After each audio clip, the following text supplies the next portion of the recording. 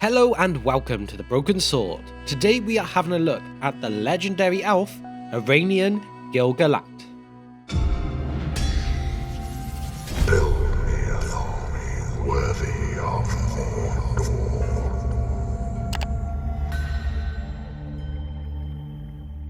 As more and more begins to be spoiled or revealed about Amazon's The Lord of the Rings show, I thought it would be a great time to look at one of the more key figures to be around during the Second Age of Middle-earth. So that means today I'll be looking at the Elven King, also known as the High King of the Noldor, Gil-galad.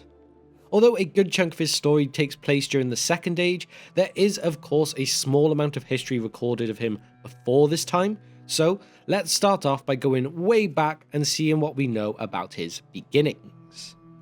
It is recorded that Ereinion was given the name Gil-galad, Star of Radiance, because his helm and mail and his shield overlaid with silver and set with a device of white stars, shone from afar like a star in sunlight or moonlight, and could be seen by elvish eyes at a great distance if he stood upon a height. Gil-galad's early years are never noted in great detail. We do not know an exact year of his birth, but we do know it was at some point in the First Age of Middle-earth, generally considered at some time around the year 455. And quickly before we get into why we think this is, there is an issue to address already, and that is, who is Gil-galad's father? If you are familiar with the Silmarillion, then you probably think it is Fingon. However, his father has also been named as Orodreth elsewhere. Now, Christopher Tolkien has explained naming Fingon as Gil-galad's father in the Silmarillion was actually a mistake, as he had simply misunderstood one of his father's notes and just gone with it, and that in the end Gil-galad's true father most likely had to be Orodreth instead. So if he was 100% committed to this or not, we maybe cannot be sure, but this is what that can really be considered correct for now. And to add to this, as for Gil-galad's mother, we know far less, only really knowing that she was some unnamed Sindarin woman. But anyway, now that this has been addressed, let's go back to working out Gil-galad's age. So, as I started to say, the reason we can consider he was born around the year 455 of the First Age is that it is at least known that Gil-galad was a child at the time of the Fourth Great Battle of the Wars of Beleriand, with this one being famously fought between the Noldor against Morgoth. After the dust settled of this battle, many of the elven commanders had fallen, and then the aftermath brought about one of the greatest feats ever witnessed in Middle-earth. For Fingolfin rode alone to challenge Morgoth in single combat. And he rode with such fury that it is said that those who saw him thought Arome himself had come to their lands. However, Fingolfin, despite wounding Morgoth 7 times, fell to the Dark Lord, and this is what brought about the first move for Gil-galad. And remember, for this quote now, the Fingon mentioned should probably be Orodreth. Great was the lamentation in Hithlum when the fall of Fingolfin became known, and Fingon in sorrow took the lordship of the house of Fingolfin and the kingdom of the Noldor. But his young son, Ereinion, who was after named Gil-galad, he sent to the Havens. So, Gil-galad and his mother have journeyed to their new home of the Havens of Falas so that they could be kept under the safekeeping of Círdan the Shipwright. As the years continued, Orodreth would suffer the loss of Minas Tirith, where he had held the position of warden. And no, not that Minas Tirith that you know from The Lord of the Rings. This one was a tower upon the island of Tol Sirion that guarded the pass of Sirion located between the Eredwethrin and Dorthonion. Morgoth would continue his attacks and soon control all of the northern realms of Beleriand, meaning he could now work his way south with far less opposition. And he did just that, with his forces attacking and sacking the havens of the Falas in the year 473 of the First Age. This meant that Gil-galad and those others who could make an escape managed to flee by boat to either the mouth of Sirion or the Isle of Balar. It is the mouth of Sirion where both Círdan and Gil-galad established their new haven, with the refuge on the Isle of Balar not being too far away as well. Then not too many years later, in 510 of the First Age, Gil-galad would become the latest High King of the Noldor after the death of King Turgon during the fall of Gondolin. Only a small group of exiles survived the fall of Gondolin, where they had Glorfindel hold off a Balrog for them to escape, and they passed over the mountains and eventually came to the refuge in the havens of Sirion in the following year to find their new king, Gil-galad. Gil-galad would take no part in the climax of the War of Wrath, and so both he and Círdan would remain where they were for the remainder of the First Age, and then time would move on into the Second. So, at this stage, as time comes into the Second Age of Middle-earth, if Gil-galad was believed to have been born in the year 455 of the First Age, then he would have been somewhere around 150 years old by this point. This means that he would have passed into the adulthood cycle of an elven life. Even if 150 was still quite young for someone of that race, he was still, at this point, an adult.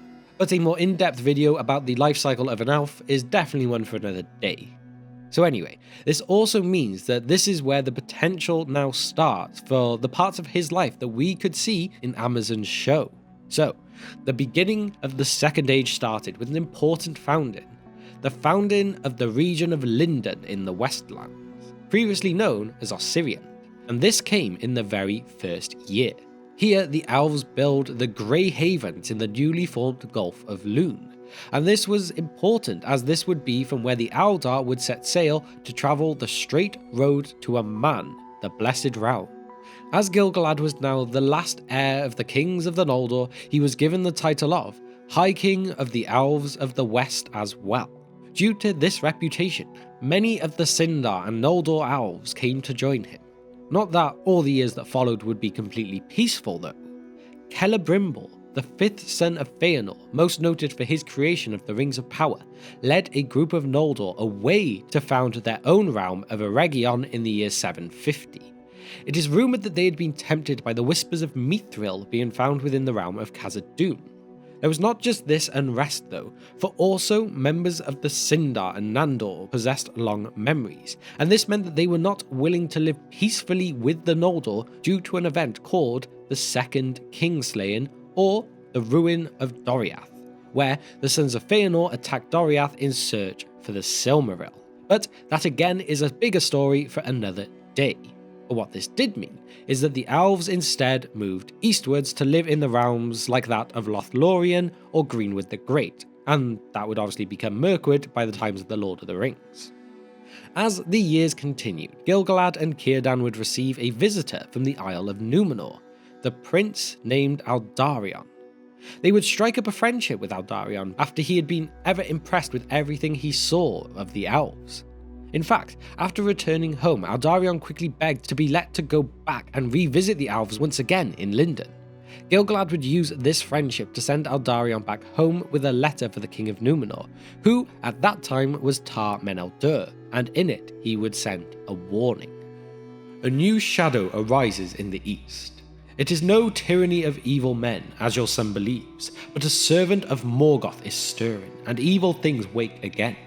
Each year it gains in strength, for most men are ripe to its purpose. Not far off is the day, I judge, when it will become too great for the Eldar unaided to withstand. Therefore, whenever I behold a tall ship of the kings of men, my heart is eased, and now I make bold to seek your help.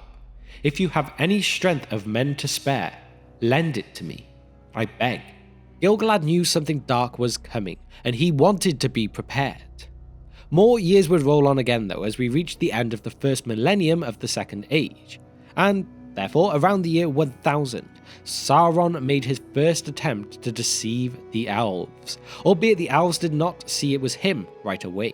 Sauron had disguised himself to be fair to the eye, and gave himself the name of Annatar, the Lord of Gifts.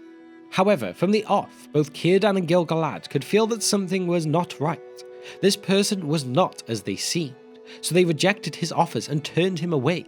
How things could have been different if they had not turned him away at this point, as instead he made his way to Ereinion and the realm of Celebrimbor, where this time he was accepted and welcomed in, with the greed being a factor in blinding their sight. Here, Sauron would teach Celebrimbor, and Celebrimbor would come to forge the Rings of Power, and that would be around the year 1500 of the Second Age. Annatar would sit back and do nothing yet though, For 100 years later, Annatar went and forged the One Ring in secret. But that part of the story most of us will know a fair bit better. However, Sauron was unaware that after he had left Ereinion, that Celebrimbor had forged 3 more rings as well. 3 rings that he was unable to touch. 3 rings that he was unable to taint. This meant that when Sauron put on his One Ring, in his attempt to control all other ring bearers, he revealed himself as he truly was. The elves realized that they had been betrayed. Gil-galad showed his instinct was right. From this moment though, Sauron demanded the return of these 3 extra rings that were forged, as they could not have been created without him sharing his knowledge. Rightfully, they were his. However, Celebrimbor managed to send these away just in time, sending Valia and Narya to Gil-galad and Círdan respectively, while Nenya was gifted to Galadriel. This meant that in the year 1693 of the Second Age, the War of the Elves and Sauron began. The War of the Elves and Sauron would last for 8 years in total, reaching its climax in 1701 of the Second Age, but it all started with Sauron initially launching his attacks on Ereinion. To combat and help this, Gil-galad did 2 things. Firstly, he sent Elrond and his forces to aid those in Ereinion as best they could, while also calling in that favour he had asked for from the Númenorians. Now was the time he needed their assistance. This did not all quite go to plan though, as Elrond could not turn the tide and ended up retreating to Imladris with just some survivors. It is in fact here when Elrond officially founded Imladris, also known later as Rivendell. Over the next few years though, Sauron's forces managed to completely sack Ereinion and have a large amount of Eriador overrun. That is, until the great fleet of the Númenorians sent by Tar-Minestir landed in Lindon. This force was so great that it completely drove Sauron's army back, and Sauron even surrendered to the Númenorians. So Sauron was taken back to Númenor as their prisoner, and the lands began to feel a more peaceful period again. With Imladris founded, the elves decided this would be their new stronghold after Eregion's destruction, and Gil-galad would also pass on his Ring of Power, Valia, to Elrond, while also naming him as his vice-regent. This indeed was a time of prosperity again for the elves, as Gil-galad's power extended all of north, south and east beyond the Anduin in these following years. As we reach the year 3319 now, the destruction of Númenor would come to be. Sauron had worked his way from prisoner to advisor of the king, tainted the minds of many of the Númenorians, and persuaded them to break the ban of the Valar by trying to assault the Undying Lands. Therefore, due to the fears of the Valar, Ilúvatar stepped in, swallowed up the great Númenorian fleet and drowned the island, of which Sauron was still on. Sauron would somehow manage to survive this though, but he would make no immediate sign of return. However, a small amount of faithful Númenorians also managed to escape as well, as they got out before the waves had hit, with these being led by Elendil and his 2 sons, Anarion and Isildur, forming the realms of Arnor in the north and Gondor in the south after they had landed in Lindon. Elendil was cast up by the waves in the land of Lindon, and he was befriended by Gil-galad. Thence he passed up the river Lune, and beyond Ered Luin he established his realm, and his people dwelt in many places in Eriador, about the courses of the Lune and the Barad-dur. But his chief city was at Annúminas, beside the water of Lake Nanuniel. At Fornost upon the North Downs also the Númenorians dwelt, and in Cardolan, and in the hills of Rhudaur, and towers they raised upon Emin-Bered and upon Amon-Sul, and there remain many barrows and ruined works in those places, but the towers of Emin-Bered still look towards the sea. So Gil-galad and Elendil would form a strong friendship, and this came in very helpful when Sauron did eventually make his return a few years later. Sauron would attack Gondor first, forcing Isildur to flee from Minas Ithil and return north to his brother and father as Sauron took control of it in 3429. The next year, Gil-galad and Elendil would come together to form the powerful Last Alliance of Elves and Men, so that they could come together and take down the poison of Sauron once and for all. These great forces of elves and men would come together at Amon-Sul and then march to Imladris in 3431 to make their preparations for war. The army would actually camp here for 3 years before setting out for battle, where they would cross over the Misty Mountains and then make their way south. It is even said that the scale of this army was so great that all forces sent by Sauron to disrupt them on their way simply hid out of fear. It was here as well that Sauron would order the burning of what was believed to be the Gardens of the Endwives, as I have covered previously on a video about what happened to the Endwives if you would like to check that out. But anyway, the last alliance would reach the Dark Lands and be victorious at the Battle of Dagorland, but Sauron would make no appearance himself. So, the forces of good would push on and lay siege to Barad-dur, where Sauron did sit inside. This siege would go on to last for 7 years, as the fortress of Barad-dur was completed using the power of the One Ring, therefore unnaturally strong. Also here, at some point during these 7 years, Anarion, the son of Elendil, was slain. Now after these 7 years, Sauron decided enough was enough, and so he finally left his fortress to enter the battlefield himself. Sauron was met by both Gil-galad and Elendil, and after an epic battle, both Gil-galad and Elendil managed to defeat Sauron. However, they would both pay the ultimate sacrifice, with both of them perishing in the act, with afterwards Isildur coming up to Sauron's fallen body and cutting the One Ring from his finger. Record of this attack was made by Isildur, as Gandalf had read during one of his times in Minas Tirith, but I will only quote a small section of this scroll for you all today. "It was hot when I first took it, hot as a gleed, and my hand was scorched, so that I doubt if ever I shall feel free of the pain of it. Yet even as I write it is cooled, and it seemeth to shrink, though it loseth neither its beauty nor its shape. Already the writing upon it, which at first was as clear as red flame, faded, and is now only barely to be read. It is fashioned in an elven script of Ereinion, for they have no letters in Mordor for such subtle work. But the language is unknown to me. I deem it to be the tongue of the Black Land, since it is foul and uncouth. What evil it saith, I do not know, but I trace here a copy of it, lest it fade beyond recall. The ring misseth, maybe, the heat of Sauron's hand, which was black and yet burned like fire, and so Gil-galad was destroyed. And maybe with the gold made hot again, the writing would be refreshed. But for my part I will risk no hurt to this thing, of all the works of Sauron the only fair. It is precious to me, though I buy it with great pain."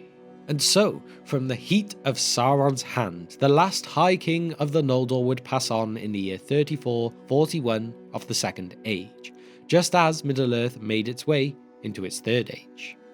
Gil-galad would be a worthy owner of the title that was never claimed again by another of the Noldor after him. Although his parentage has been a slightly confusing topic, it takes nothing away from one of the most powerful beings of his time. It would surely be great to see some of these feats that he accomplished shown on the screen for the Amazon show. So, to end this off now, it feels fitting to end with Bilbo Baggins' translation of the Fall of Gil-galad as sung to us by Samwise Gamgee in The Lord of the Rings. "Gil-galad was an elven king, of him the harpers sadly sing, the last whose realm was fair and free, between the mountains and the sea. His sword was long, his lance was keen, his shining helm afar was seen, the countless stars of heaven's field were mirrored in his silver shield.